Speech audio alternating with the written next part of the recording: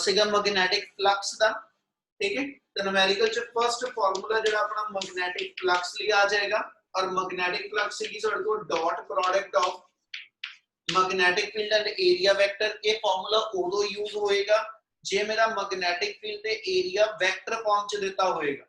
ठीक है, फिर ए वाला यूज करांगे। अदरवाइज द सेकंड फार्मूला ਤੁਹਾਡੇ ਕੋਲ ਸੀਗਾ BA cos theta. Magnetic field ਦਾ फार्मूला क्यों कंडीशनल होएगा कि भी ਤੁਹਾਡੇ ਕੋਲ ਐਸਾ ਚ ਕਿਹੜੇ ਕੰਡੀਸ਼ਨ ਚ B ਗਿਵਨ ਆ ਉਹਦੇ ਅਕੋਰਡਿੰਗਲੀ B ਦਾ ਫਾਰਮੂਲਾ ਲਵਾਂਗੇ। ਇਹਦੇ ਵਿੱਚ ਫਿਰ ਸੈਕਿੰਡ ਅਸੀਂ ਡਿਫਾਈਨ ਕੀਤਾ ਸੀ ਮੈਗਨੈਟਿਕ ਫਲਕਸ ਦੇ ਕਰਕੇ ਕੋਇਲ ਦੇ ਅੰਦਰ EMF ਇੰਡਿਊਸ ਹੁੰਦੀ ਆ और इंड्यूस्ड EMF का फार्मूला ਸਾਡੇ ਕੋਲ -d∅dt लिख लिए या -φ2 -φ1 टाइम डिफाइन कर दी। ठीक है, गिवन टाइम इंटरवल आ जाए ਉਹਦੇ ਚ ਫਲਕਸ ਦੀ ਚੇਂਜ ਕਿੰਨੀ ਉਹ ਡਿਫਾਈਨਡ ਹੋਵੇ ਤੇ EMF ਦਾ ਫਾਰਮੂਲਾ ਇਹ ਵਾਲਾ ਬਣ ਜਾਏਗਾ। ਔਰ ਫਲਕਸ ਦੀ ਵੈਲਿਊ ਇਹਨਾਂ ਚੋਂ ਕਿਸੇ ਵੀ ਅੱਗੇ ਵੇਰੀਏਬਲ ਲਵਾਂ ਥੀਟਾ ਨੂੰ ਲੋਡ ਪੈਨ ਤੇ ਅਸੀਂ ਡਿਫਾਈਨ ਕਰੀਏ ਤੇ ਓਮੇਗਾ ਟੀ ਦੀ ਫਾਰਮ ਚ ਡਿਫਾਈਨ ਕਰਦੇ ਹਾਂ। ਓਮੇਗਾ ਐਂਗੂਲਰ ਵੈਲੋਸਿਟੀ ਆ। ਠੀਕ ਹੈ ਜੀ, ਔਰ ਓਮੇਗਾ ਦੀ ਵੈਲਿਊ ਅੱਗੇ 2 ਪਾਈ ਨਿਊ ਦੇ ਇਕੁਅਲ ਰਹੇਗੀ। ओमेगा मेरे को 2 पाई न्यू दे इक्वल रहेगा। ठीक है, ओमेगा का यूनिट रेडियन पर सेकंड रहना ते फ्रीक्वेंसी का यूनिट ਤੁਹਾਡੇ ਕੋਲ पर सेकंड या हर्ट्ज ਦੀ ਫਾਰਮ ਚ ਆ ਜਾਏਗਾ। ਆ ਮੇਰੇ ਕੋਲ EMF ਦਾ ਇੱਕ ਫਾਰਮੂਲਾ। ਇੱਕ ਮੋਸ਼ਨਲ EMF ਦਾ ਫਾਰਮੂਲਾ ਸੀਗਾ which is to be given by BLV। ठीक है, और ਇਹਦੇ ਤੋਂ ਹੀ ਇੱਕ ਮੋਡੀਫਾਈਡ ਫਾਰਮੂਲਾ ਆਪਾਂ ਹੋਰ ਇੰਡਿਊਸਡ EMF ਦਾ ਲਿੱਤਾ ਸੀਗਾ। ਕੇਸ ਉਹਦਾ ਆ ਬਣਾਇਆ ਸੀਗਾ कि जे एक पार्टिकल एक रॉड मेरी रोटेट करे, ठीक है, जिदा आ एंड जिदा अबाउट द सेंटर फिक्स होवे ते इस एज ने इस सर्कमफ्रेंस ते रोटेट करना। ठीक है, तो जदों इन्हें थीटा एंगल ते इथे रोटेट करना ते रॉड दी रोटेशन करके मैग्नेटिक फील्ड दे अंडर जे ਅਸੀਂ इस तरह ते मैग्नेटिक फील्ड अप्लाई कीता होया ते रॉड दी रोटेशन करके मैग्नेटिक फील्ड दे अंडर ਅਸੀਂ ਕਹਿੰਦੇ जी EMF इंड्यूस ਹੁੰਦੀ। ਤੇ ਇਹਦੇ ਕੇਸ ਦੇ ਅੰਦਰ EMF ਇੰਡਿਊਸ ਦਾ ਫਾਰਮੂਲਾ ਸੀਗਾ E = half of BL² omega. क्या फॉर्मूला क्लियर है? Yes sir. Yes sir. इस तो बाद अपने को ਸੀਗਾ ਜਿਹੜਾ ਆਇਆ ਨੈਕਸਟ ਪੇਜ ਜਿਹੜਾ ਸੀਗਾ ਉਹ ਸੀਗੇ ਸੈਲਫ ਇੰਡਕਸ਼ਨ ਵਾਲੀ ਫਾਰਮ ਚ ਫਾਰਮੂਲਾ। ਠੀਕ ਹੈ, ਕਰੰਟ ਦਾ ਫਾਰਮੂਲਾ ਕਿਤੇ ਆ ਜੇ ਕਰੰਟ ਡਿਫਾਈਨ ਕਰਨਾ ਹੋਵੇ ਤੇ I = E/R ਇੰਡਿਊਸਡ EMF ਜਿੱਥੋਂ ਬਣੇਗੀ ਉਹ ਯੂਜ਼ ਕਰਾਂਗੇ। ਤੇ ਇੱਕ ਫਾਰਮੂਲਾ ਆਪਣੇ ਕੋਲ ਆ ਗਿਆ ਸੀ ਸੈਲਫ ਇੰਡਕਸ਼ਨ ਦੀ ਫਾਰਮ ਚ φ ਦਾ φ = Li। ਇੱਕ ਫਾਰਮੂਲਾ ਬਣਿਆ ਸੀ ਆਪਣਾ। ਇੱਕ ਆਪਣੇ ਕੋਲ EMF ਇੰਡਿਊਸ ਦਾ ਫਾਰਮੂਲਾ ਇੱਥੋਂ ਆਇਆ ਸੀ E = -L di/dt। ਠੀਕ ਹੈ, ਤੇ ਦੂਜੇ ਪਾਸੇ ਮੈਗਨੈਟਿਕ ਮਿਊਚੁਅਲ ਇੰਡਕਸ਼ਨ ਦੀ ਫਾਰਮ ਚ ਇਹੀ ਫਾਰਮੂਲਾ -M di/dt। ਤੇ coefficient of self induction the formula. ठीक है, जे नेक्स्ट लेके चलना ते L ਦਾ ਫਾਰਮੂਲਾ ਸੀਗਾ μ0 n² A/L। ठीक है, ਤੇ ਜੇ ਮਿਊਚੁਅਲ ਇੰਡਕਸ਼ਨ ਦਾ ਕੋਐਫੀਸ਼ੀਐਂਟ ਆ ਤੇ ਫਾਰਮੂਲਾ ਸੀਗਾ μ0 n1 n2 A/L। क्या ਆ ਫਾਰਮੂਲੇ ਸਾਰੇ ਜਿਹੜੇ ਦੱਸਦਾ ਪਿਆ ਇਹਨਾਂ ਚ ਕੋਈ ਵੇਰੀਏਬਲ ਇਦਾਂ ਦਾ ਜਿਹੜਾ ਨਾ ਆਂਦਾ ਹੋਵੇ? क्या ਫਾਰਮੂਲੇ ਕਲੀਅਰ ਆ ਸਾਰੇ? Yes sir. Yes sir. ਕਿਸੇ ਨੂੰ ਵੀ ਕੋਈ ਸਿੰਗਲ ਵੇਰੀਏਬਲ ਦਾ ਵੀ ਡਾਊਟ ਹੈ ਤੇ ਇੱਕ ਵਾਰੀ ਜ਼ਰੂਰ ਪਹਿਲਾਂ ਬੋਲ ਦਿਓ। ਜੇ ਨਾ ਕਲੀਅਰ ਹੈ ਤਾਂ ਫਿਰ ਅੱਗੇ ਕੰਟੀਨਿਊ ਕਰਾਂ। करिए जी बेटा। Yes sir. चल यस सर। फर्स्ट न्यूमेरिकल दी स्टेटमेंट पढ़नी शुरू करो। शीट ਤੁਹਾਡੇ ਸਾਰਿਆਂ ਕੋਲ ਆ ਚੁੱਕੀ ਆ। फर्स्ट न्यूमेरिकल हैगा ਤੁਹਾਡਾ a copper rod of length L rotate about its end with angular velocity omega in uniform magnetic field B। ठीक है, ਆਹੀ ਜਿਹੜਾ ਆਪਾਂ ਲਿਖਿਆ ਇਹ ਟੌਪਿਕ ਆਪਾਂ ਵੈਸੇ ਡੈਰੀਵੇਸ਼ਨ ਚ ਵੀ ਕੀਤਾ ਹੋਇਆ ਪਾਰਟ ਆ ਉਹੀ ਉਹਨੇ ਨਿਊਮੈਰੀਕਲ ਬਣਾ ਕੇ ਤੁਹਾਨੂੰ ਦਿੱਤਾ।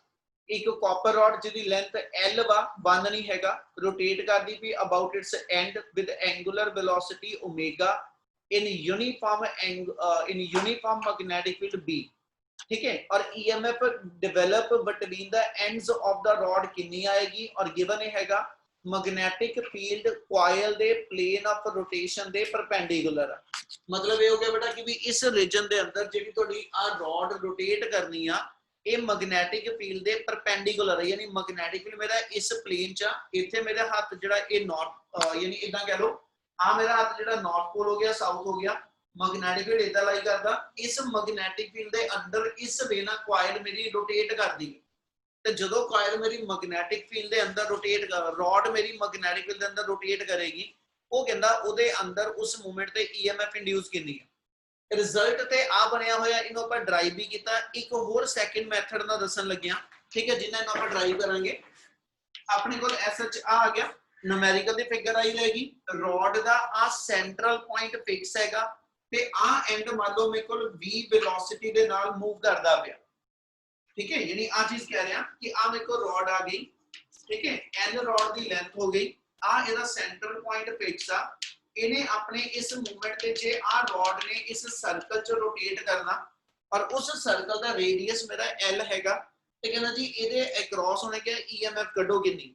ਇਹਨਾਂ ਰੋਡ ਦੀ ਰੋਟੇਸ਼ਨ ਜਿਹੜਾ EMF ਡਿਵੈਲਪ ਕਰੇਗੀ ਉਹ ਮੋਸ਼ਨਲ EMF ਹੋਏਗੀ, ਤੇ ਆਪਾਂ ਇੱਥੇ ਡਿਫਾਈਨ ਨਹੀਂ ਕਰ ਸਕਦੇ।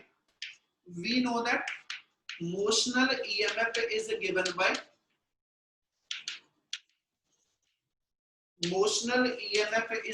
by E equal to BLV, ठीक है।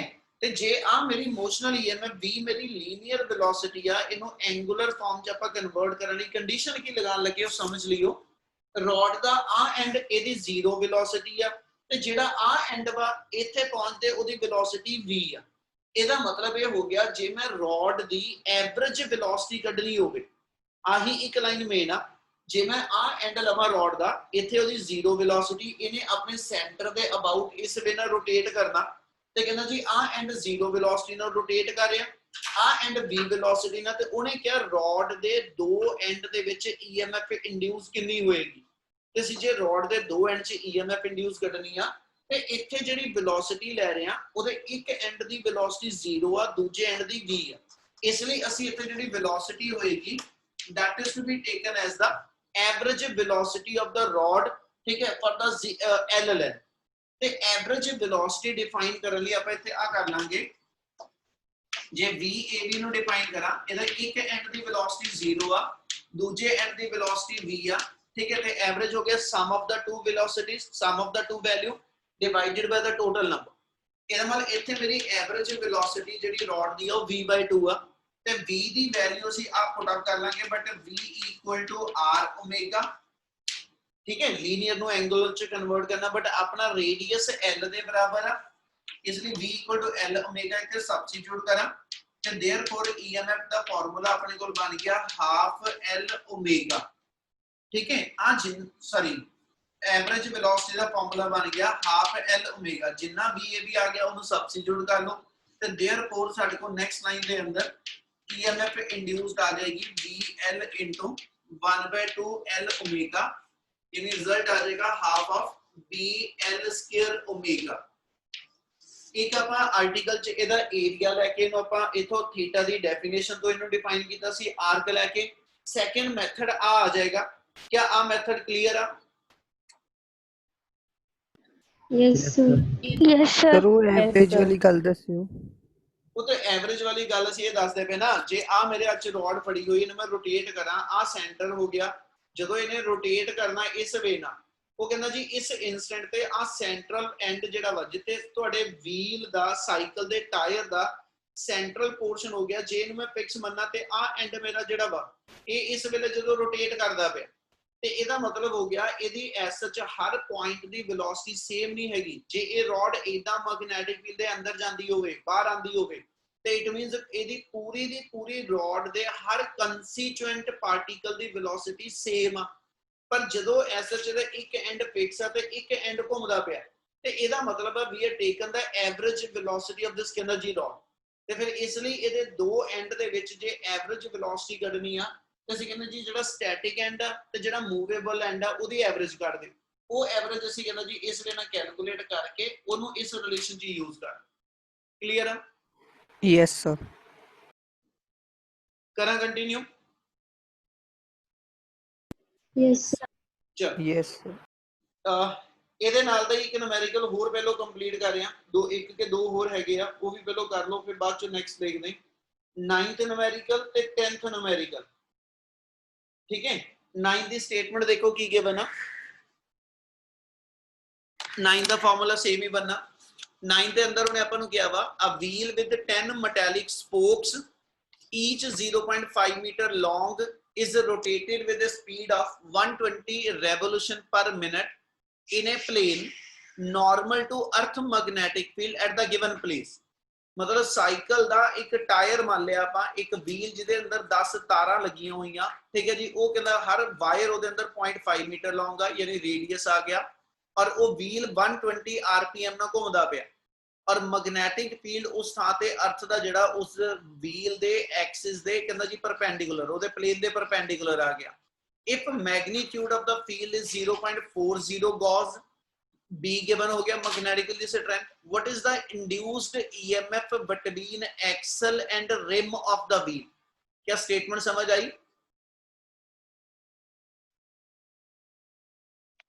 Yes sir.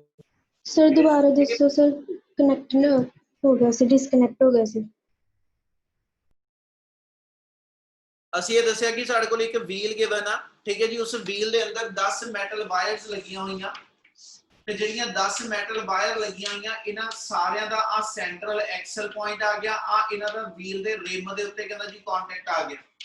ਉਹਨੇ ਆਪਾਂ ਨੂੰ ਇਹ ਕਿਹਾ ਵਾ ਕਿ ਵੀ ਇਹ ਪੂਰੇ ਦਾ ਪੂਰਾ ਵੀਲ ਜਿਹੜਾ ਵਾ ਜਦੋਂ ਇਹ ਰੋਟੇਟ ਕਰਦਾ ਪਿਆ, ਇੱਥੇ ਮੈਗਨੈਟਿਕ ਫੀਲਡ ਜਿਹੜਾ ਅਪਲਾਈ ਕੀਤਾ ਹੋਇਆ ਉਹ ਵੀਲ ਦੇ ਐਸਐਚ ਪਰਪੈਂਡੀਕੂਲਰ, ਤੇ ਇਸ ਮੂਵਮੈਂਟ ਤੇ ਉਹਨੇ ਸਾਨੂੰ ਇਹ ਕਿਹਾ ਕਿ EMF induced between axle and the rim. ਆ ਐਕਸਲ ਪੁਆਇੰਟ ਆ ਰਿਮ ਪੁਆਇੰਟ ਆ, एक्सल और रिम पॉइंट दे विच EMF इंड्यूस कितनी है।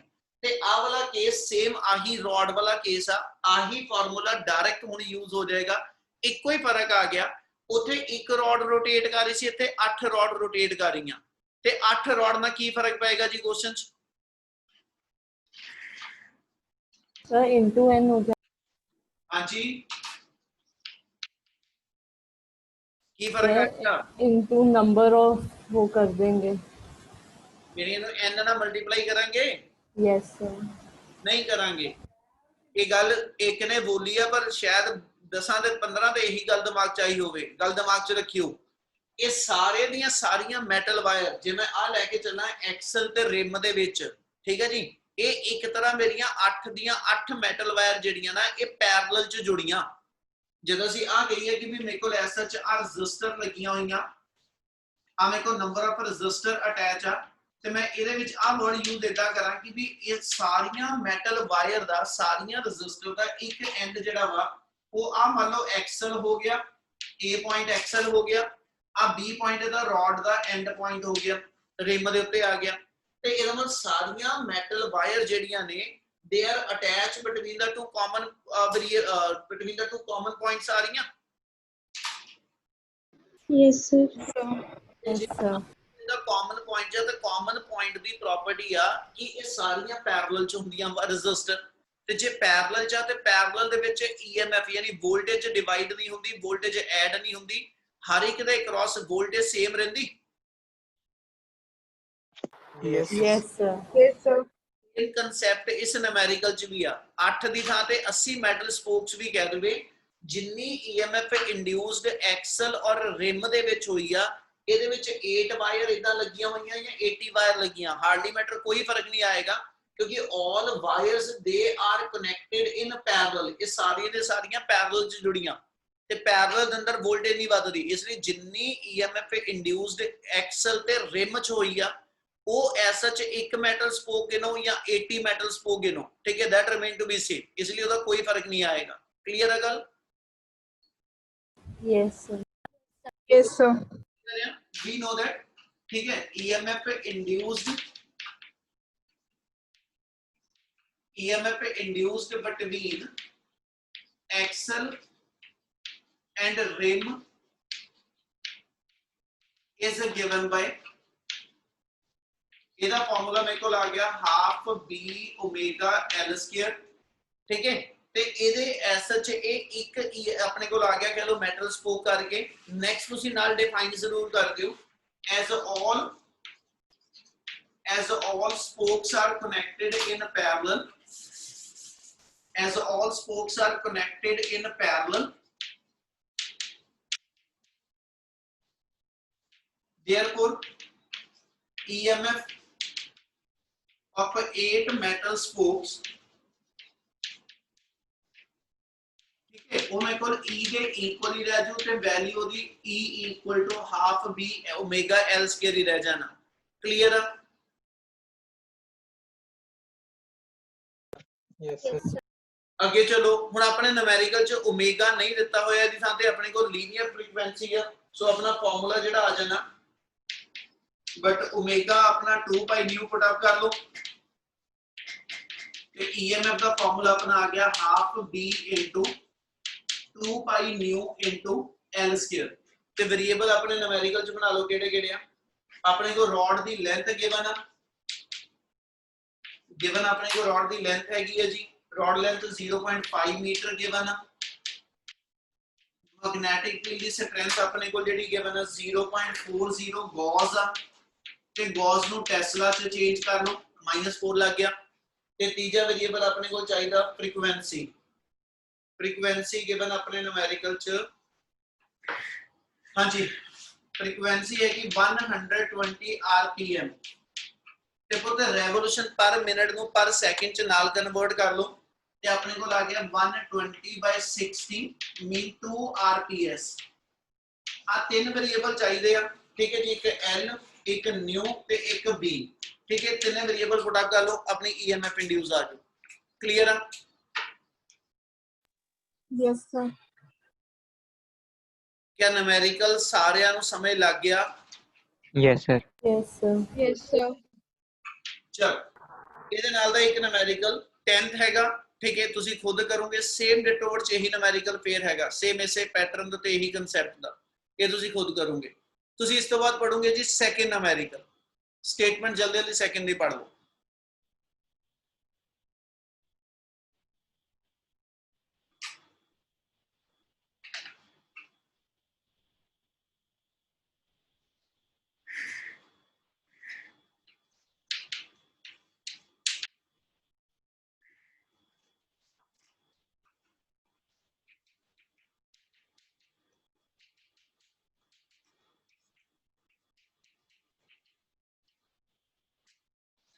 करिए बच्चों शुरू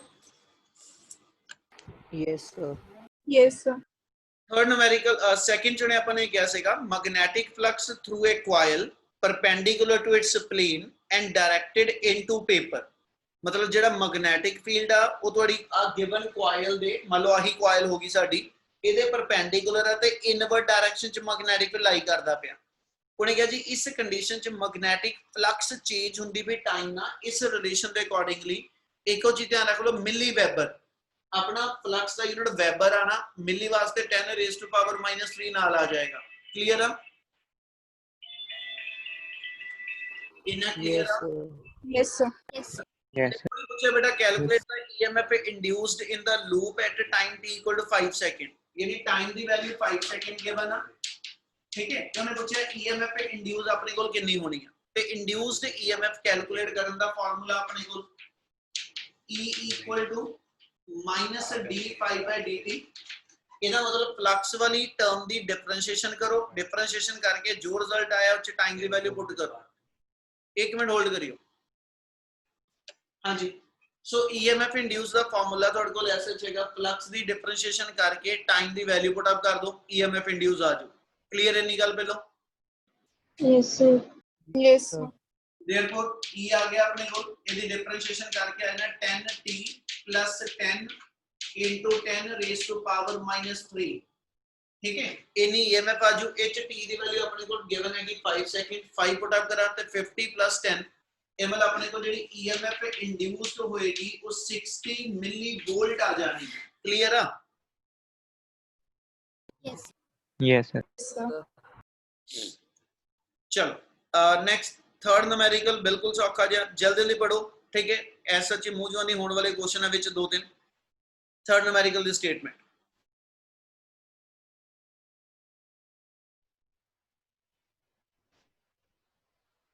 सर हाँ जी सर 5t नहीं होगा 10t है 10t दिएगा 5t नहीं होगा डिफरेंशिएशन कर क्यों जी 5t² t² दी डिफरेंशिएशन 2t 2t * 5 10t हो गया plus 10t Okay, sir. Differentiation 10 आ गई 10t + 10 ही बचे अगे 5 ਜਿਹੜਾ ਉਹਦਾ ਕਾਂਸਟੈਂਟ ਉਹਦੀ ਤਾਂ 0 ਆਣੀ ਸੀ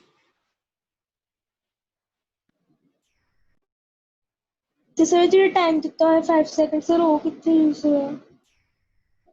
ਕਾਜਲ ਜੀ ਥੋੜਾ ਦਿਮਾਗ ਜ਼ਰੂਰ ਲਾਓ ਪੁੱਤ। ਆ ਟੀ ਦੀ ਥਾਂ ਤੇ ਜੇ ਮੈਂ 5 ਸੈਕਿੰਡ ਭਰ ਦਵਾਂ ਤੇ 10 5 ਦਾ 50 ਯੈਸ 10 60 ਤਦੇ ਹੀ ਲਿਖਿਆ ਇਹਨੂੰ। ਸਰ ਯੈਸ ਧਿਆਨ ਲਾਓ।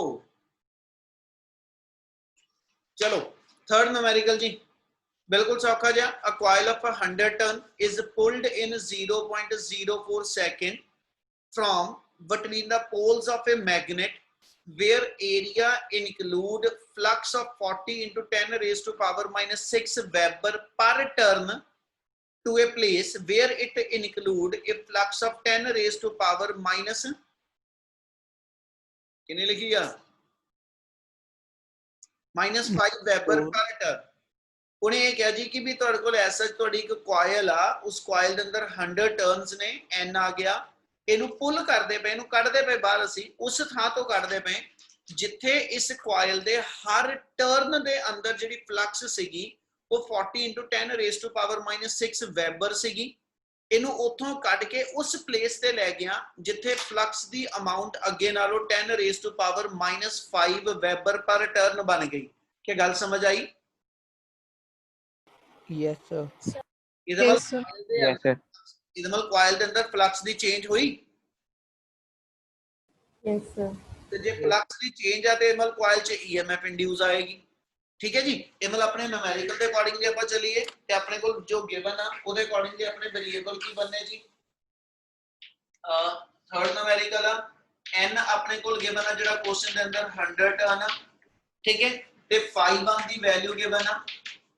5 ਆਪਣੇ ਕੋਲ ਗਿਵਨ ਆ ਬੇਟਾ 40 into 10 raised to power minus 6 Webber. ਇਹ ਧਿਆਨ ਰੱਖੋ ਇਹ ਪਰ ਟਰਨ ਫਲਕਸ ਗਿਵਨ ਆ, ਜਿਹੜੀ ਫਲਕਸ ਗਿਵਨ ਆ ਪਰ ਟਰਨ ਆ। ਤੇ ਜੇ ਆਪਾਂ ਐਸਐਚ ਟੋਟਲ ਉਸ ਪੋਜੀਸ਼ਨ ਤੇ ਫਲਕਸ ਕੱਢਣੀ ਹੋਵੇ ਤੇ ਆ n ਇਹਦੇ ਨਾਲ ਮਲਟੀਪਲਾਈ ਹੋ ਜਾਣਾ। ਇਹ ਟੋਟਲ ਨੰਬਰ ਆ 100 ਟਰਨ ਦੀ ਫਿਰ ਫਲਕਸ ਆ ਜਾਏਗੀ। ਪਰ n ਨੂੰ ਕਾਮਨ ਰੱਖ ਕੇ ਲਾਸਟ ਇੱਕੋ ਵਾਰੀ ਯੂਜ਼ ਕਰਾਂਗਾ। ਇਹਨੂੰ ਕੱਢ ਕੇ ਤੁਸੀਂ ਉਸ ਰੀਜਨ 'ਚ ਲੈ ਗਏ ਜਿੱਥੇ ਫਲਕਸ ਦੀ ਅਮਾਉਂਟ ਅੱਗੇ ਨਾਲੋਂ ਮੇਰੇ ਕੋਲ ਜਿਹੜੀ ਚੇਂਜ ਹੋ ਕੇ 10 raised to power minus 5 Webber ਆ ਗਈ। ਠੀਕ ਹੈ ਔਰ ਇਸ ਸਾਰੇ ਪ੍ਰੋਸੈਸ ਨੂੰ ਜਿਹੜਾ ਟਾਈਮ ਲੱਗਿਆ ਵਾ, ਠੀਕ ਹੈ ਜੀ, ਉਹ ਕਹਿੰਦਾ ਜੀ ਟਾਈਮ ਲੱਗਦਾ ਵੇ ਸਾਰੇ ਪ੍ਰੋਸੈਸ ਨੂੰ ਤੁਹਾਡੇ ਕੋਲ 0.5 ਸੈਕਿੰਡ। ਇਹਦੀ ਟਾਈਮ ਗਿਵਨ ਆ ਬੇਟਾ। ਠੀਕ ਹੈ ਟਾਈਮ ਦੀ ਵੈਲਿਊ 0.5 ਸੈਕਿੰਡ ਆ ਗਿਵਨ ਆ ਤੇ ਆਪਣੇ ਕੋਲ ਉਹਨੇ ਪੁੱਛਿਆ ਹੈਗਾ ਕਹਿੰਦਾ ਜੀ EMF ਇੰਡਿਊਸ ਕੱਢੋ ਕਿੰਨੀ ਆਣੀ। ਠੀਕ ਹੈ EMF ਇੰਡਿਊਸ ਕੈਲਕੂਲੇਟ ਕਰੋ ਕਿੰਨੀ ਹੋਣੀ ਹੈ ਤੇ EMF ਇੰਡਿਊਸ ਦਾ ਫਾਰਮੂਲਾ ਸਿਰਫ ਲਾ ਦਿਓ। ਕਿਹੜਾ ਫਾਰਮੂਲਾ ਲਾਈਏ ਜੀ? ਸਰ ਸੈਕਿੰਡ ਵਾਲਾ ਫਾਰਮੂਲਾ ਬੋਲੋ ਨਾ ਜਿਹੜਾ 5 2 minus 5 1. I2 minus 5 by 2. ਆਪਣਾ N into n ਨਾਲ ਮਲਟੀਪਲਾਈ ਕਰ ਲਓ n into 5 2 minus 5 1 by t। ਆ ਫਾਰਮੂਲੇ ਸਿਰਫ ਵੇਰੀਏਬਲ ਪੁੱਟ ਅਪ ਕਰ ਦਿਓ ਆਪਣੀ EMF ਇੰਡਿਊਸ ਆ ਜੂ। ਕਲੀਅਰ ਆ? Yes sir Yes, sir. Fourth numerical च क्या वा एक मेटल वायर गिवन आ ਹੁਣ ਤੁਸੀਂ ਡਰੈਗ ਯਾਨੀ ਮੂਵ ਕਰਵਾਉਂਦੇ ਪਏ ਹੋ across the gap between the pole pieces of a magnet in 0.5 second. ਇਸ ਸਿਰਫ ਉਹਨੇ ਆਪਾਂ ਨੂੰ ਇੰਨਾ ਦੱਸਿਆ ਕਿ 0.5 ਸੈਕਿੰਡ ਦੇ ਅੰਦਰ ਤੁਸੀਂ ਐਸ ਸੱਚ ਉਸ ਮੈਟਲ ਵਾਇਰ ਨੂੰ ਮੂਵ ਕਰਾਇਆ ਵਾ। ਠੀਕ ਹੈ ਜੀ।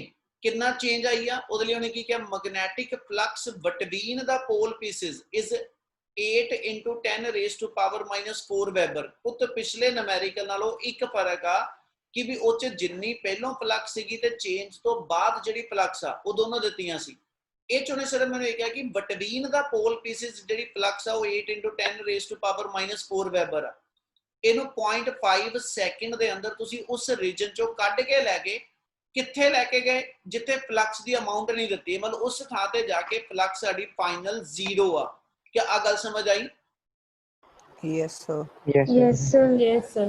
तो जेड़ा इस क्वेश्चन ਦੇ ਅੰਦਰ ਸਿਰਫ ਇੱਕੋ ਚੀਜ਼ ਨੋਟ ਆ ਉਹ ਹੋਣ ਵਾਲੀ ਜਿਹੜੀ ਆ ਇਸ ਨੂਮੈਰੀਕਲ ਦੇ ਅੰਦਰ ਕਿ ਸਿੱਧਾ d phi ਜਿਹੜਾ ਜਿੰਨੀ ਫਲਕਸ ਦਿੱਤੀ ਆ ਪੋਲ ਪੀਸਿਸ ਦੇ ਬਿਟਵੀਨ ਉਹੀ ਤੁਹਾਡਾ d phi ਬਣਦਾ ਪਿਆ।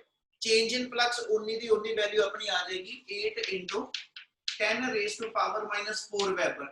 ਔਰ ਜਿੰਨੇ ਟਾਈਮ ਚ ਚੇਂਜ ਕਰਾਈ ਆ ਉਹ ਟਾਈਮ ਉਹਨੇ ਕਹਿੰਦਾ ਜੀ ਤੁਹਾਡੇ ਕੋਲ 0.5 ਸੈਕਿੰਡ ਆ। So EMF induce करनी बिल्कुल सीधा फॉर्मूला लगा लो।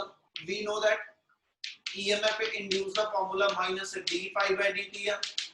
ठीक है अपने को जे इथे साइन लाना होवे माइनस खत्म करानी है वो भी गल दिमाग च रखियो जे इथों लवा ते जेडी फ्लक्स ए phi1 आ जेड़ा phi2 ओ 0 आ ते change in flux phi2 minus phi1 आ ਇਹਦਾ मतलब एक तरह आ डिक्रीजिंग फ्लक्स दी अमाउंट भी माइनस चा माइनस क्यों लाया गल समय लगी Yes, sir. Yes, sir. Yes, sir. तो चेंज कर दिया ते 8 into 10 raised to power -4 over आ गया 5/10 इनु सॉल्व कर लो ठीक है ਤੁਹਾਡੇ ਕੋਲ ਐਸੇ ਤੁਹਾਡੀ EMF ਇੰਡਿਊਸ ਦੀ ਵੈਲਿਊ ਆ ਜਾਣੀ ਹੈ ਕਲੀਅਰ ਆ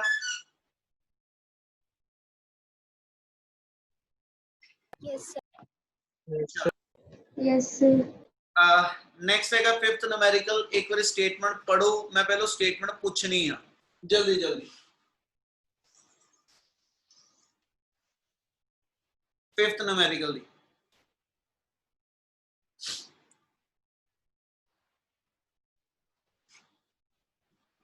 स्टेटमेंट पढ़ लो जी जल्दी सारे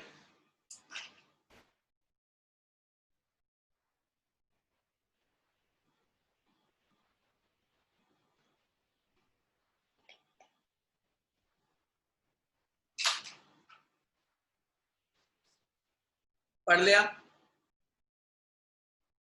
Yes, sir. पढ़ लो बाकी ने भी जल्दी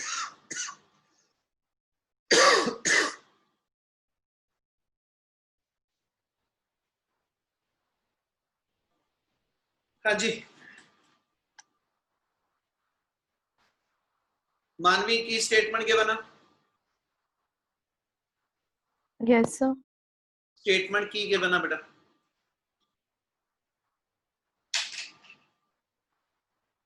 पढ़ ले पुत्र Sir, 1 minute.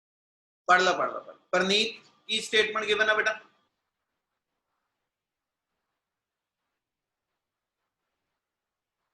परनीत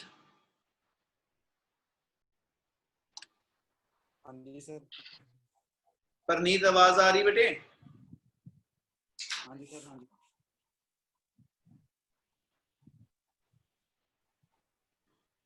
परनीत तेरी आवाज नहीं आ रही चलो अमित अभिनव की स्टेटमेंट के बना बोलो कोई जना ਕਿ ਸਰ ਇੱਕ ਸਕੁਅਰ ਲੂਪ ਆ 10 ਸੈਂਟੀਮੀਟਰ ਦਾ ਤੇ ਉਹਦੀ ਰੈਜ਼ਿਸਟੈਂਸ 0.7 ਓਮ ਆ ਉਹਨੂੰ ਆਪਾਂ ਈਸਟ ਵੈਸਟ ਪਲੇਨ ਤੇ ਵਰਟੀਕਲੀ ਰੱਖਿਆ ਤੇ ਯੂਨੀਫਾਰਮ ਮੈਗਨੈਟਿਕ ਫੀਲਡ 0.1 ਟੈਸਲਾ ਦੀ ਉਹਦੇ ਪਲੇਨ ਦੇ ਕ੍ਰਾਸ ਲਾਈ ਇਨ ਨਾਰਥ ਈਸਟ ਡਾਇਰੈਕਸ਼ਨ ਤੇ ਜਿਹੜੇ ਮੈਗਨੈਟਿਕ ਫੀਲਡ ਆ 0.1 ਟੈਸਲਾ ਉਹ 0.7 ਸੈਕਿੰਡ ਤੇ 0 ਤੱਕ ਡਿਕਰੀਜ਼ ਹੋ ਗਿਆ ਤੇ ਉਹਨੇ ਸਾਨੂੰ ਤੋਂ ਇੰਡਿਊਸ ਈਐਮਐਫ ਦੇ ਮੈਗਨੀਟਿਊਡ ਪੁੱਛਿਆ ਤੇ ਕਰੰਟ ਦਾ चलो हुन मेरे पुत एक बारी वेरिएबल लिखा वेरिएबल केड़े-केड़े के बना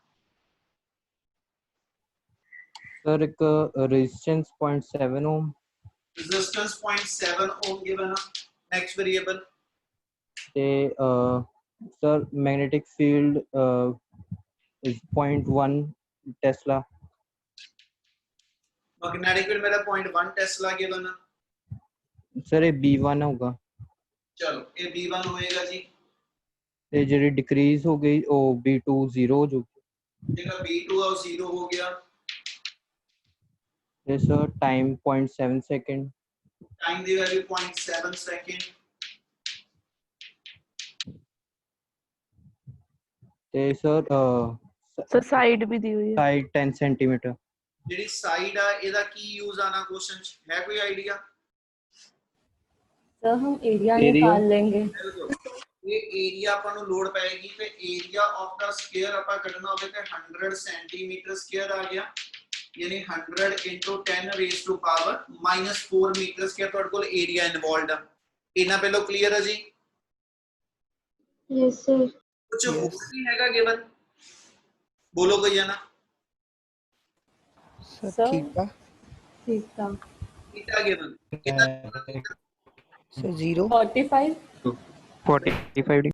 ਜਦੋਂ ਨਹੀਂ ਹੈਗਾ ਉਹਨੇ ਆ ਕਿਹਾ ਵਾ ਕਿ ਆ ਤੁਸੀਂ ਐਸਐਚ ਈਸਟ ਵੈਸਟ ਡਾਇਰੈਕਸ਼ਨ ਚ ਤੁਹਾਡੀ ਜਿਹੜੀ ਆ ਸਕੁਅਰ ਸ਼ੀਟ ਪਈ ਆ ਤੇ ਮੈਗਨੈਟਿਕ ਫੀਲਡ ਜਿਹੜਾ ਵਾ ਜੇ ਆ ਮੇਰੇ ਵਾਲਾ ਆ ਪਾਸਾ ਈਸਟ ਆ ਮੇਰੇ ਕੋਲ ਐਸਐਚ ਵੈਸਟ ਹੋ ਗਿਆ ਮੈਗਨੈਟਿਕ ਆ ਮੇਰੇ ਕੋਲ ਉੱਪਰ ਨਾਰਥ ਆ ਗਿਆ ਥੱਲੇ ਮੇਰੇ ਕੋਲ ਸਾਊਥ ਆ ਤੇ ਮੈਗਨੈਟਿਕ ਫੀਲਡ ਨਾਰਥ ਈਸਟ ਵਿੱਚ ਆ ਯਾਨੀ ਇਦਾਂ ਮੈਗਨੈਟਿਕ ਫੀਲਡ ਲਾਈ ਕਰਦਾ ਪਿਆ ਇਹਦਾ ਮਤਲਬ ਆ ਨਾਰਥ ਆ ਜਿਹੜੀ ਮੇਰੇ ਕੋਲ ਡਾਇਰੈਕਸ਼ਨ ਮੈਗਨੈਟਿਕ ਫੀਲਡ ਦੀ ਆ ਇਹ ਈਸਟ ਦੇ ਨਾਲ ਇੱਥੇ 45 ਡਿਗਰੀ ਦਾ ਐਂਗਲ ਬਣਾਊਗਾ ਮਿਡਵੇ ਆ ਉਹਦੇ ਜੇ ਆਪਾਂ ਨੂੰ ਕਹਿ ਦਿੰਦਾ 10 ਡਿਗਰੀ 20 ਡਿਗਰੀ ਫਿਰ ਉਹ ਐਂਗਲ ਲੈਂਦੇ इसलिए नॉर्थ ईस्ट का मतलब है कि नॉर्थ और ईस्ट डायरेक्शन दे मिडवे ਤੁਹਾਡਾ मैग्नेटिक फील्ड लाई करदा पिया ਇਹਦਾ मैग्नेटिक फील्ड ने ਜਿਹੜਾ एंगल शीट ना बनाया मतलब मैग्नेटिक फील्ड इदां टेढ़ा ਕੱਟਦਾ ਪਿਆ ਇਹਨੂੰ ਕਿੰਨੀ ਗੱਲ ਸਮਝ ਆਈ Yes, sir. Yes, sir. Magnetic field हैगा वो ऐसे ਤੁਹਾਡੇ ਕੋਲ ਉਹਦੇ शीट ਦੇ एंगल थीटा ਦੇ ਉੱਤੇ ਇਨਕਲਾइंड ਆ ठीक है ਤੇ ਉਹਨੇ थीटा ਜਿਹੜਾ गिवन ਦਿੱਤਾ ਹੋ ਗਿਆ ਉਹ ਆਪਣੇ ਕੋਲ ਬਣ ਗਿਆ ਜੀ 45 डिग्री क्या वेरिएबल क्लियर है वाला Yes, sir. ਉਹਨੇ ਆਪਣੇ numerical ਚ ਆਪਾਂ ਪੁੱਛਿਆ ਇਹ ਸੀਗਾ magnitude of induced EMF and current current ਕੱਢਣਾ E/R ਆ E ਨਿਕਲੂਗਾ ਤੇ ਕਰੰਟ ਨਿਕਲਣਾ ਹੁਣ ईएमएफ इंड्यूस ਕਿੱਦਾਂ ਕੱਢੀਏ ਜੀ ਕੋ ਬੋਲੋ ਕੋਈ ਜਾਣਾ sir EMF induced minus d5/dt होते तो पहले 5 फाइंड हो जाएगा BA cos थीटा ਇਹਦਾ ਮਤਲਬ ਮਾਈਨਸ ਆਫ ਇਹਨੂੰ ਆਪਾਂ ਇਦਾਂ ਲਿਖ ਦਿੰਦੇ d ਪਾਈ ਨੂੰ phi2 phi1 over time interval ਆ ਜਾਊਗਾ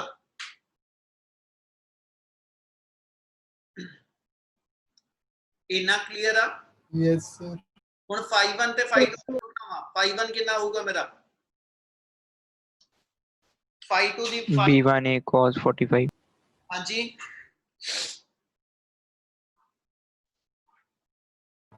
B1 cos. ਬਿਲकुल फ्लक्स ਦਾ ਫਾਰਮੂਲਾ ਪਰ ਉੱਪਰ ਪੜਿਆ ਵਾ BA cos ਥੀਟਾ ਹੁੰਦਾ ਆਪਣਾ ਮੈਗਨੈਟਿਕ ਫੀਲਡ ਵੀ ਗਿਵਨ ਆ ਏਰੀਆ ਵੀ ਗਿਵਨ ਆ ਤੇ ਇਨੀਸ਼ੀਅਲ ਐਂਗਲ ਵੀ ਗਿਵਨ ਆ फाइनली क्योंकि मैग्नेटिक फील्ड ही जीरो हो गया इसलिए जो दूजी बारी फ्लक्स बनानी है तो जीरो रह गई ਇਹਦਾ मतलब अपने को इतने वैल्यू आ गई जीरो ठीक है बाहर माइनस इधर इतने छाड़ दो जीरो माइनस इतने लिख के चलना ते BA cos 45 आ गया B1A cos 45 आ गया ओवर टाइम क्या अब वेरिएबल क्लियर है सारे Yes, sir. yes sir. Yes, sir. Yes, sir. Sameer Sharma कौन कोई हैगा समीर शर्मा तो नहीं ना हैगा अपनी क्लास कोई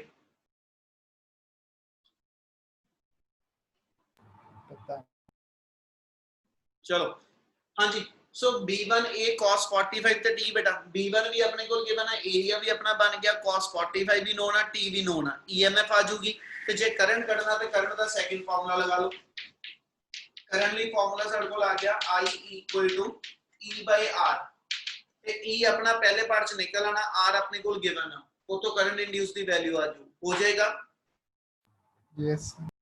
yes sir yes sir. Numerical चलो जल्दी जल्दी 6 दी स्टेटमेंट पढ़ोगे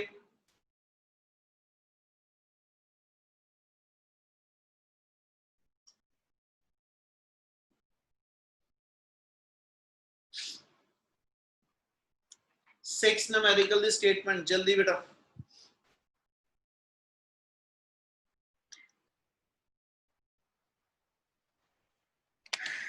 स्टेटमेंट ध्यान ना पढ़ियो मैं फिर पूछना ਉਹਦੇ ਚ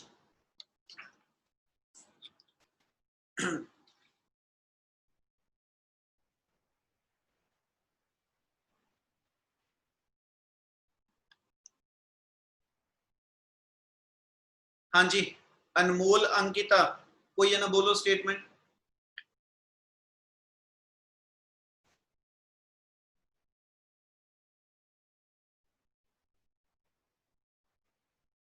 अंकिता पढ़ लिया बेटा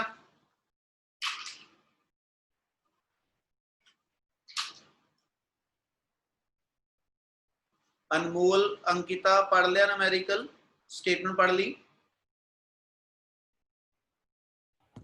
यस सर चलो बोलो जल्दी जल्दी जो स्टेटमेंट पढ़ी है सर ज्यादा समझ ही नहीं लगी हाँ जी और कोई बोलो फिर जिन्हें बोलना कौन बोलेगा वेरिएबल्स ਇਹਨਾਂ ਨੇ ਹਾਂ ਬਹੁਤ ਕੱਢਣਾ ਸਕੂਲ ਵਾਲਿਆਂ ਨੇ ਪੜ੍ਹਾਈ ਤਾਂ ਇਹਨਾਂ ਨੇ ਨਹੀਂ ਚੱਲ ਪੜ੍ਹਾਈ 'ਚ ਤਾਂ ਘੱਟ ਕੱਢੂਗੇ ਦੂਜੇ ਕੰਮਾਂ 'ਚ ਲੈ ਇਹਨਾਂ ਨੇ ਹੁਣ ਦੇਖਿਓ ਧੂਆਂ ਕੱਢਣ ਪ੍ਰੈਕਟੀਕਲਾਂ ਲਓ ਆਹ ਲਓ ਉਹ ਲਓ ਫਲਾਣਾ ਲਓ ਢਿੰਗੜਾ ਲਓ ਚਲੋ ਕ੍ਰਿਸ਼ਨਾ ਦੀਆਂ ਗੱਲਾਂ ਸੁਣ ਲਈਆਂ ਆਪਾਂ ਸਾਰਿਆਂ ਨੇ।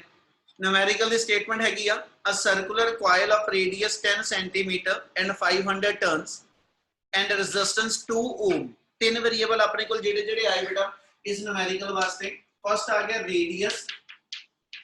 radius ਆਪਣੇ ਕੋਲ ਜੇ ਗਿਵਨ ਆ ਦੇ ਤੋਂ ਕਿਹੜਾ ਵੇਰੀਏਬਲ ਆ ਜਾਣਾ ਆਪਣਾ area coil ਆ ਜਾਏਗਾ। pi r square अपना area of the coil एक वेरिएबल डिफाइंड हो जाना। सेकंड उन्हें अपन डिफाइन किया 500 turns and resistance 2 ohm. Number of turns given है अपने को, ठीक है जी, 200 टर्न 500 टर्न्स गिवन है, रेजिस्टेंस अपने को गिवन है 2 ओम, ठीक है। उस तो बाद उन्हें क्या is placed with its plane perpendicular to the horizontal component of earth magnetic field, ठीक है। at the place is 3 into horizontal component of the earth magnetic field. It is rotated about its vertical diameter through 180 degree in 0.25 second। अपनी location तो 180 degree ते तुसी coil ਨੂੰ rotate ਕੀਤਾ ਵਾ और जिन्हें टाइम च rotate ਕੀਤਾ टाइम ਦੀ वैल्यू 0.25 सेकंड आ। इस प्रोसेस के अंदर वो कहना ਤੁਹਾਡੇ ਕੋਲ ਐਸਾ ਚ ईएमएफ इंड्यूस कितनी ते करंट इंड्यूस कितना, ठीक है। ईएमएफ भी कैलकुलेट करो, करंट भी कैलकुलेट करो ते जेड़ा मैग्नेटिक फील्ड गिवन आ अर्थ दे मैग्नेटिक फील्ड दा हॉरिजॉन्टल कंपोनेंट हमेशा अर्थ दे नॉर्थ साउथ डायरेक्शन च लाई करदा, ठीक है। यानी एच आपा जिन्हों कह रहे हैं अपने लिए बी वेरिएबल ही बन जाना। एदी वैल्यू अपने को गिवन है 3 × 10 रेज़ टू पावर -6 टेस्ला। इना क्लियर है जी पहलो? Yes sir. yes sir ਜਿਹੜੀ ਲਾਈਨ ਉਹਨੇ ਆਪਾਂ ਨੂੰ ਇਹ ਲਿਖੀ ਆ, ਠੀਕ ਹੈ, ਜਿਹੜੀ ਲਾਈਨ ਉਹਨੇ ਆਪਾਂ ਨੂੰ ਇਹ ਲਿਖੀ ਆ ਕਿ ਐਸ ਸੱਚ ਇਨੀਸ਼ੀਅਲੀ coil is placed। ਹਾਂਜੀ सर वो रोटेशन वाला द्वारा समझा दो, रोटेशन वाला ਦੱਸਣਾ ਸੁਣੋ ਤਾਂ ਸਹੀ ਪਹਿਲੋਂ। ਉਹਨੇ ਆਪਾਂ ਨੂੰ ਇਹ ਕਿਹਾ ਵਾ ਕਿ initially coil is placed in east west coil is placed with its plane perpendicular to the horizontal component of earth magnetic field। यानी जे मैं आ मन्ना कि भी आ मेरा जेड़ा एसएच शीट आ ये मेरे को एसएच मेरा एक प्लेन गिवन आ और इस डायरेक्शन दे अकॉर्डिंगली उन्हें अपन ਨੂੰ ਕੀ ਕਿਹਾ ਵਾ कि ਜਿਹੜੀ सर्कुलर coil आ गई, मतलब ਇੱਥੇ ਮੇਰੀ ਉਹ सर्कुलर coil ਪਈ ਆ ਇਸ प्लेन ਦੇ ਅੰਦਰ। ਉਹਨੇ ਕਿਹਾ ਜੀ coil is placed with its plane perpendicular to horizontal component of earth magnetic field। मतलब आ ਜਿਹੜਾ ਮੇਰੇ ਕੋਲ ਇਸ ਮੂਮੈਂਟ ਤੇ ਇਹਦਾ ਪਲੇਨ ਆ ਸਰਕੂਲਰ ਪਲੇਨ ਜਿਹੜਾ ਇੱਥੇ ਹੋਏਗਾ ਇਹ ਮੈਗਨੈਟਿਕ ਫੀਲਡ ਦੇ ਪਰਪੈਂਡੀਕੂਲਰ ਆ। मतलब ਆ ਜੇ ਆਪਣੇ ਪੈਨ ਨੂੰ ਮੈਂ ਮੰਨਾਂ ਕਿ ਆ ਡਾਇਰੈਕਸ਼ਨ ਚ ਅਰਥ ਦਾ ਮੈਗਨੈਟਿਕ ਫੀਲਡ ਲਾਈ ਕਰਦਾ, ਗੱਲ ਸਮਝ ਲੱਗਦੀ ਪਈ? ਜੇ ਇਸ ਡਾਇਰੈਕਸ਼ਨ ਚ ਅਰਥ ਦਾ ਮੈਗਨੈਟਿਕ ਫੀਲਡ ਲਾਈ ਕਰਦਾ ਤੇ ਇਸ ਇਨਸਟੈਂਟ ਤੇ ਜਦੋਂ ਫਲਕਸ ਕੱਢੀ ਜਾਣੀ ਆ ਤੇ ਫਲਕਸ ਹੁੰਦੀ BA cos ਥੀਟਾ। ਜੇ ਮੈਗਨੈਟਿਕ ਫੀਲਡ ਆ ਪੈਨ ਦੇ ਅਲੋਂਗ ਲਾਈ ਕਰਦਾ ਤੇ ਏਰੀਆ ਇਥੇ ਏਰੀਆ ਵੈਕਟਰ ਲੈਣਾ ਸੀ। एंगल मैग्नेटिक फील्ड ते एरिया च नहीं आना, एंगल मैग्नेटिक फील्ड वैक्टर ते एरिया वैक्टर च। ते जे आ पेन मेरा मैग्नेटिक फील्ड वैक्टर आ जेड़ा इस प्लेन दे परपेंडिकुलर आ ते जेड़ा एरिया वैक्टर ਅਸੀਂ ਲਵਾਂਗੇ है ना वो भी इस प्लेन दे परपेंडिकुलर हो। यस सर ਜਿਹੜਾ ब्लैक वाला पेन दिखा रहा है ये मेरा एरिया वैक्टर हो गया, ये प्लेन दे परपेंडिकुलर आ। इत्थे मेरी इस प्लेन च सर्कुलर कॉइल पई आ ਤੇ ਆ ਉਹਦਾ ਏਰੀਆ ਵੈਕਟਰ ਬਾਹਰ ਨੂੰ ਨਿਕਲਦਾ ਪਿਆ ਤੇ ਆ ਮੈਗਨੈਟਿਕ ਫੀਲਡ ਵੀ ਬਾਹਰ ਨੂੰ ਆ। ਇਹਦਾ ਮਤਲਬ ਏਰੀਆ ਵੈਕਟਰ ਤੇ magnetic field both are in same direction. Yes sir. yes sir angle ਇਹਦਾ 0 ਡਿਗਰੀ ਹੋਏਗਾ। Yes yes sir magnetic field ਤੇ ਇੱਥੇ ਹੀ ਰਿਹਾ। ਜੇ ਮੈਂ ਆਪਣੀ ਕੋਇਲ ਨੂੰ ਉਹ ਕਹਿੰਦਾ ਜੀ ਇਸ ਪਲੇਨ ਤੋਂ ਘੁਮਾ ਕੇ ਇਹਨੂੰ ਮੈਂ ਇਹਦੇ ਤੋਂ 180 ਡਿਗਰੀ ਤੇ ਲੈ ਗਿਆ, ਇਸ ਵੇ ਨਾਲ ਰੋਟੇਟ ਕਰ ਲਿਆ, ਮੈਗਨੈਟਿਕ ਫੀਲਡ ਤੇ ਇੱਥੇ ਹੀ ਰਹਿਣਾ ਪਰ ਏਰੀਆ ਵੈਕਟਰ ਮੇਰਾ ਆ ਪਿੱਛੇ ਨੂੰ ਚੱਲ ਜੂ। Yes sir. Yes sir yes sir ਪਿੱਛੇ ਨੂੰ ਚਲਾ ਗਿਆ ਤੇ ਫਿਰ ਫਾਈਨਲ ਐਂਗਲ 180 ਡਿਗਰੀ ਹੋ ਗਿਆ। Yes sir. यस सर मतलब अपने ਦੇ ਅੰਦਰ ਦੋ ਐਂਗਲ ਵੀ ਗਿਵਨ ਆ। θ1 ਸਾਡਾ 0 ਡਿਗਰੀ ਆ ਤੇ θ2 ਸਾਡਾ ਜਿਹੜਾ 180 ਡਿਗਰੀ ਆ। क्या ਆ ਦੋਨੋਂ ਵੇਰੀਏਬਲ ਕਲੀਅਰ ਆ? yes sir यस sir ਜੋ ਫਾਰਮੂਲੇ ਤੇ ਜੇ ਆਪਾਂ EMF ਇੰਡਿਊਸ ਕੱਢਣੀ ਆ ਤੇ EMF ਇੰਡਿਊਸ ਦਾ ਫਾਰਮੂਲਾ ਲਾ ਲਓ।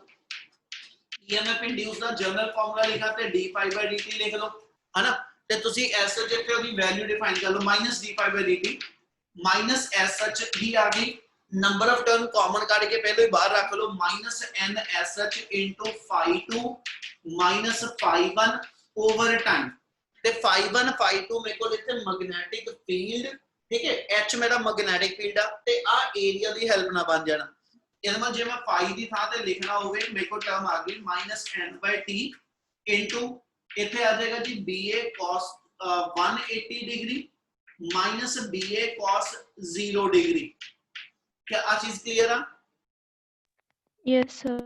Yes, sir.